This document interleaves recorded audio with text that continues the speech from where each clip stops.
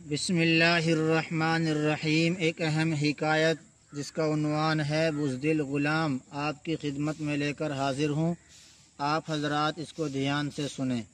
بیان کیا جاتا ہے کہ ایک بادشاہ کشتی میں بیٹھ کر دریا کی سیر کر رہا تھا۔ کچھ درباری اور چند غلام بھی ساتھ تھے۔ ان میں ایک غلام ایسا تھا جو پہلے کبھی کشتی میں نہ بیٹھا تھا، اس لیے بہت خوف زدہ تھا اور ڈوب جانے کے خوف سے رو رہا تھا۔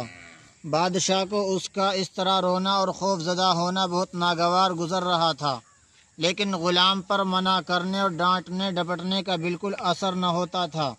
کشتی میں ایک جہاں دیدہ اور دانا شخص بھی سوار تھا۔ اس نے غلام کی یہ حالت دیکھی تو بادشاہ سے کہا کہ اگر حضور اجازت دیں تو یہ خادم اس خوف زدہ غلام کا ڈر دور کر دے۔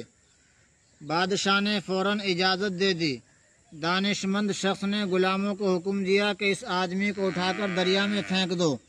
غلاموں نے حکم کی تعمیل کی اور رونے والے غلام کو اٹھا کر دریا کے اندر پھینک دیا۔ جب وہ 3-4 غوطے کھا چکا تو دانا شخص نے غلاموں سے کہا کہ اب اسے دریا سے نکال کر کشتی میں سوار کر لو۔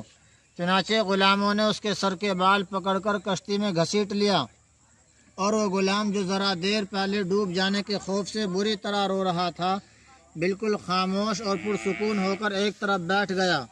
بادشاہ نے حیران ہو کر سوال کیا کہ آخر اس بات میں کیا بھلائی تھی کہ تم نے ایک ڈرے ہوئے آدمی کو دریا میں پھینکوا دیا تھا، اور مزید حیرت کی بات یہ کہ یہ اب خاموش بھی ہو گیا ہے۔ عقل مند آدمی نے جواب دیا، حضور والا، اصل بات یہ تھی کہ اس نے کبھی دریا میں غوطے کھانے کی تکلیف نہ اٹھائی تھی، اس طرح اس کے دل میں اس آرام کی کوئی قدر نہ تھی جو اسے کشتی کے اندر حاصل تھا۔ اب ان دونوں کی حقیقت اس پر روشن ہو گئی اور یہ خاموش ہو گیا۔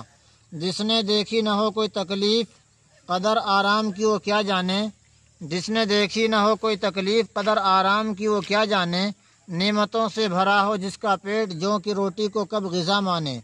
سبق: حضرت سعدی نے اس حکایت میں انسان کی یہ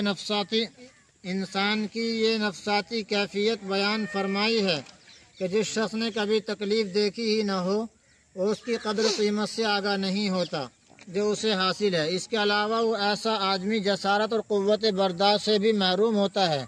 مسرت اور کامیاب زندگی وہی شخص گزار سکتا ہے جو رنج و راحت دونوں سے بخوبی آگاہ ہو۔